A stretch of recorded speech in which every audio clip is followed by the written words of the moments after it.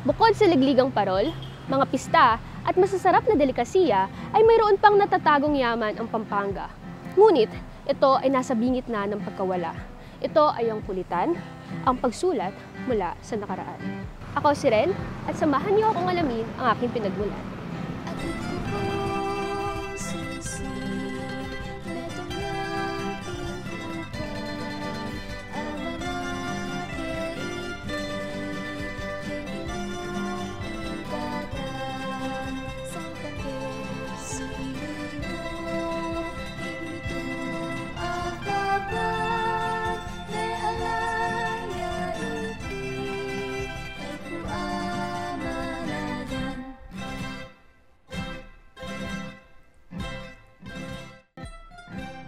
Narito tayo ngayon sa Holy Rosary Church na kilala rin sa tawag ng Pasambang Maragul.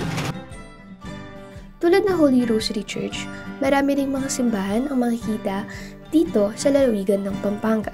Karamihan dito ay ilang daang taon lang nakatayo. Di may pagkakaila na ang mga Kapampangan ay isa sa mga relihiyosong tao. Ngunit bago pa man dalhin ng mga Espanyol ang Kristyanismo sa Pampanga, ay may sarili na silang Diyos-Diyosan. Noong unang panahon, isa sa mga kinikilalang Diyos ng mga Kapampangan ay si Apong Sinukuan.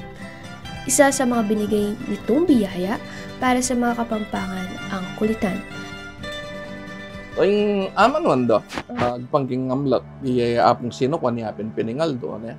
Raing Kapampangan, tutok yan dyan mo yung Panginoon ng Apong Sinukuan, ng Ingaldo. Iya pining sulat mo, manimbat ya babo, papunta lalam, uling kasi ng aslag ng Apong Sinukuan, Ingaldo. Manibat yung banwa, papunta kay Tisulip. Manibat yung wanan, papunta king Kaili. Nung makairap king Norte, o king Amiana na hanapin, yung bundo kalaya, nung nuya makatok ng Apong Sinukuan, nung nuya sislag, at yung king kaya kang wanan. Bagamat ito ang gamit ng mga ninunong Kapampangan para sa komunikasyon nila noon, nagdaan ang libo-libong taon, maraming nangyari hindi lamang sa Pampanga, ngunit sa buong bansa. Dumating ang mga Espanyol, dala-dala ang kanilang mga kultura at Kristyanismo, ang mga Amerikano at mga Hapon. Lahat ng mga ito, malaki ang naging epekto sa kultura at lengguwahe ng mga Kapampangan, pati na rin ang mga katutubong sulat katulad ng kulitan. Ayan, so pure Kapampangan ka ba? Aware ka ba na may sariling writing system yung Kapampangan? Hindi ako familiar with it. Hindi po eh. Halos ngayon ko lang din po nalaman. Siguro aware ako kapag nandun ako sa mga traditional events sa Kapampangan. Pero hindi ako aware na kulitan pala yung tawag. Aware po ako pero I'm not familiar with it po.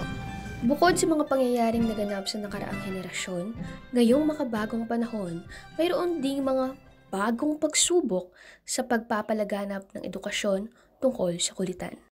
Naging challenge talaga is yung isa sa mga feature ng kulitan na very unique doon sa script. Kailangan aware ka sa mga sounds ng mga words, kailangan alam mo yung mga stresses, yung tamang mga glottal stops. Aside doon, nagkakaroon ng lapse naman pagdating dun sa pag-reach sa audience kasi para sa audience, ang daling matutunan ng baybayin eh. Ang kaso, pag na-encounter na nila yung kulitan, na-intimidate sila dun sa mga ibang quirks nung script, kagaya nga nung na-mention ko kanina. Mahirap i-sustain yung interest ng mga tao.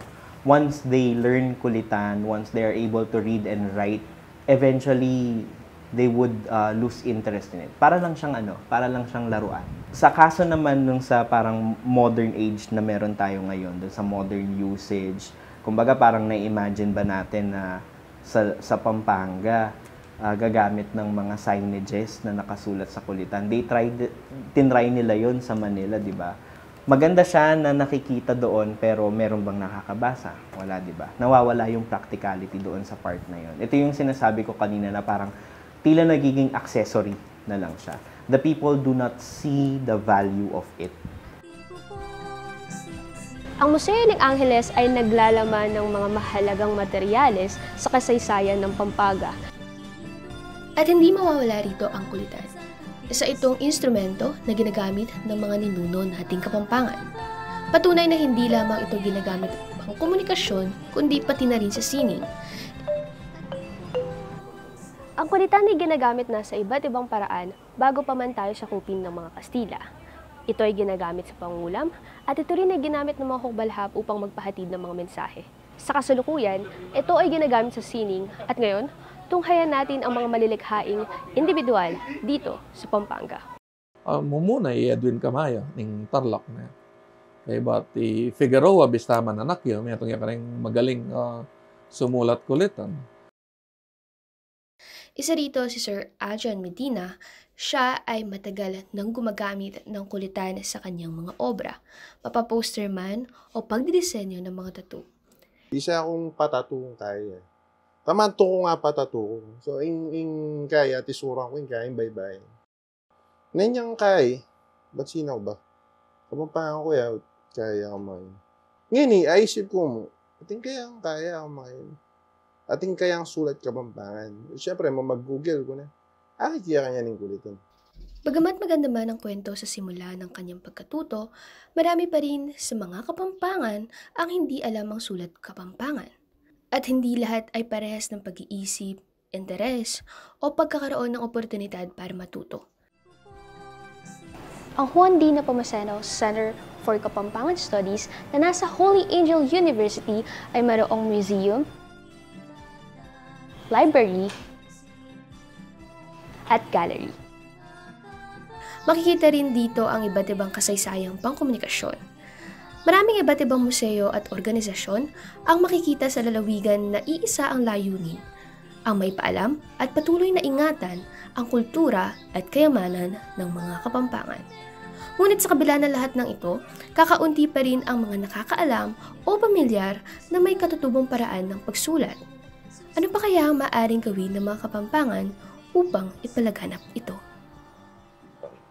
Ngaguman sinupansingsing metong yang non-governmental organization, mitatag Getty Angeles.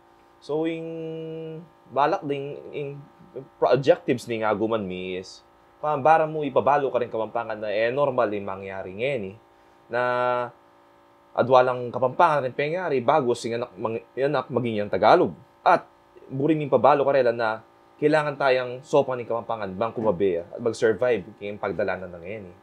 Kaya yung organization mi tuturo yung workshops about kulitan for free, ne? For free.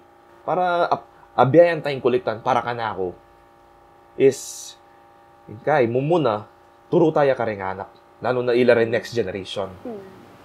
Isang kulitan sa mga rason kung bakit nananatiling buhay ang kasaysayan at kultura ng Pampanga sa tulong ng mga skolar na naglalayong ipakilala ang kulitan sa mga Kapampangan at magsilbing inspirasyon sa susunod na henerasyon. Huwag nating tuldukan ang natatanging kwento ng kasaysayan na pamana ng mga ninunong unti-unti nang nalilimutan. Patuloy nating ipaglaban at pahalagahan ang ating mana bilang isang Kapampangan katulad ng Aguman. Kung hindi ikaw, sino ang tatayo para protektahan ang kayamanan ng nakaraan? Ako si Ren Bonus at samahan niyo ako sa susunod na paglalakbay tungo sa nakaraan.